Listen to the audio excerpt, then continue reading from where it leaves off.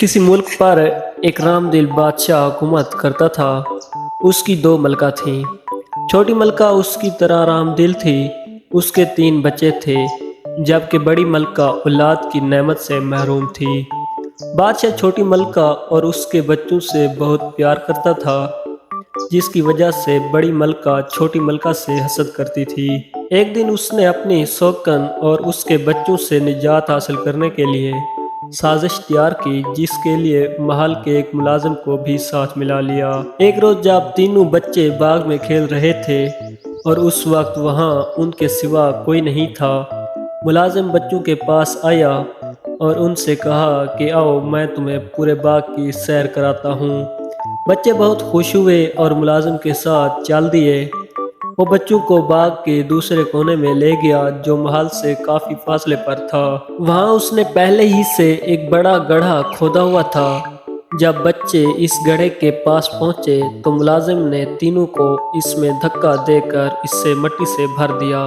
بچوں کو دفنانے کے بعد محل میں واقع اپنے کوارٹر میں جا کر اس نے اپنا حلیہ ٹھیک کیا۔ 1 گھنٹے بعد اسے بادشاہ کی رہائش سے چیخو پکار کی آوازیں آنے لگیں۔ وہ محل میں پہنچا تو بادشاہ سمیت تمام درباریوں کو تینوں شہزادوں کی گمشدگی کی وجہ سے پریشان پایا، جبکہ چھوٹی ملکہ اس صدمے سے پاگل ہو گئی تھی۔ بادشاہ نے ملکہ کو بامشکل اس کے کمرے میں پہنچایا۔ اس سے پاگل پن کے دورے پڑنے لگے۔ وہ بادشاہ سمیت جو بھی سامنے آتا اسے مارنے دوڑتی۔ ایک روز اس نے بڑی ملکہ پر چھری سے حملہ کیا۔ ملازموں نے بڑی مشکل سے اسے قابو میں کر کے بڑی ملکہ کی جان بچائی۔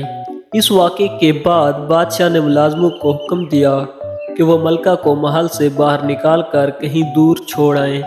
یوں چھوٹی ملکہ کو محل بدر کر دیا گیا۔ وہ دن بھر شہر کی گلیوں میں گھومتی پھرتی، جبکہ بچے اس کے پیچھے پتھر لے کر دوڑتے۔ رات کو وہ کسی مکان کے چبوترے پر سو جاتی۔ ایک روز وزیر باغ میں چہل قدمی کرتے ہوئے اس کے آخری حصے میں پہنچ گیا۔ وہاں اس نے عجیب و غریب پودا دیکھا، جس پر 3 بہت ہی خوشنما پھول کھلے ہوئے تھے۔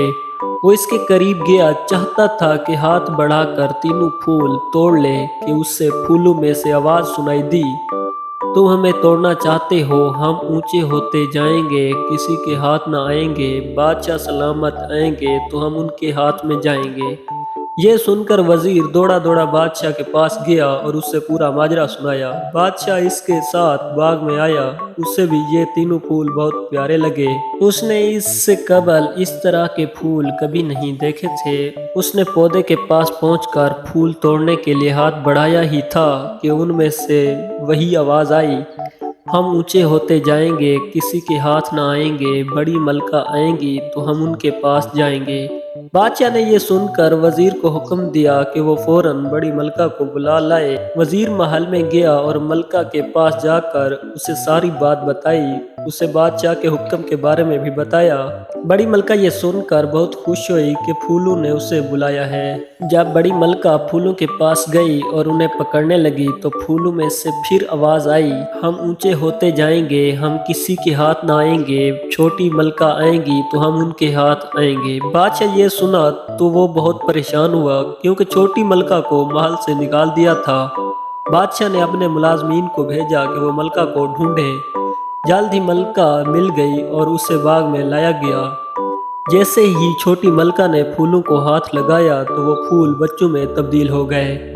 چھوٹی ملکہ اپنے بچوں کو دیکھ کر بہت خوش ہوئی۔ بادشاہ نے جب بچوں سے تفصیل پوچھی تو انہوں نے بتایا کہ انہیں ملازم یہاں لایا تھا اور اس نے ہمیں گڑھے میں پھینک کر زندہ دفنایا تھا۔ اسی وقت یہاں سے ایک پری گزر رہی تھی، اس نے ہمیں پھول بنایا اور کہا کہ جب وزیر یہاں سے گزرے گا تو تم اسے یہ کہنا۔ یہ سن کر بادشاہ نے ملازم کو بلایا اور اس سے پوچھا کہ تو نے ایسا کیوں کیا؟ اس نے بتایا کہ اس سے یہ سب بڑی ملکہ نے کرنے کو کہا تھا۔ یہ سنتے ہی بادشاہ نے حکم دیا کہ بڑی ملکہ اور ملازم کو اندھے کنویں میں ڈال دیا جائے، لیکن چھوٹی ملکہ نے بادشاہ کو ایسا کرنے سے منع کیا اور انہیں معاف کر دیا۔ بادشاہ نے بھی انہیں معاف کر دیا اور پھر سب ہنسی خوشی رہنے لگے۔ والسلام ناظرین، ملتے ہیں نیکسٹ ویڈیو میں۔